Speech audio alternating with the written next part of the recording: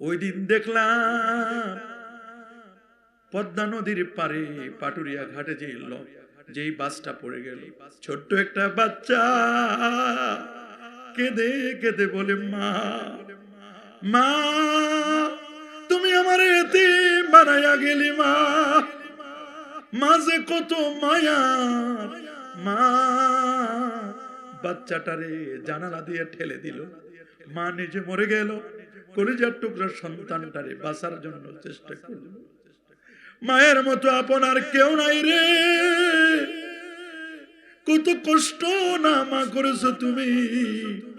প্রচন্ড শীতের রাতে তোমার বুকের উপরে কতবার জানি প্রসাব করে দিয়েছি, দূরে ঠেলে দাও নাই, বুকে জড়াই ধরেছো। বাবা গো, ও বাবা, আপদে বিপদে সুখে দুঃখে আমাদেরকে কষ্ট সহ্য করতে দাও না।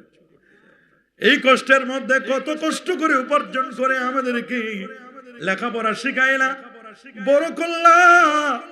ঈদের দিন অনেকের বাবার গায়ে নতুন জামা নাই, কাপড় কিনতে কিনতে, ঈদের পোশাক কিনতে কিনতে, ছেলে মেয়েদের জন্য, পরিবারের জন্য কিনতে কিনতে বাবার আর টাকা জুটে নাই। পুরান জামাটা নিয়া, পুরান লুঙ্গিটা নিয়া, একজোড়া স্যান্ডেল লইয়া ঈদের ময়দানে গেছে। বলে, বাবা তুমি নতুন কাপড় কিনলা না কেন? বলে, তোমরা যদি নতুন কিনো রে, তোমরা যদি নতুন কাপড় পরো, আমার লাগে না। তোমাদের দেখলে আমার কলিজাটা ঠান্ডা হয়ে যায়।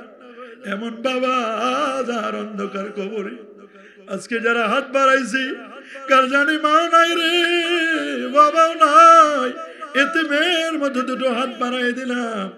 আল্লাহ আব্বা আম্মার কবরে হাদিয়া গুলো পৌঁছায় দাও, দাদা দাদি নানা নানির কবরে হাদিয়া পৌঁছায় দাও। আপদ বিপদ থেকে আল্লাহ আমাদের হেফাজত করবো। আল্লাহ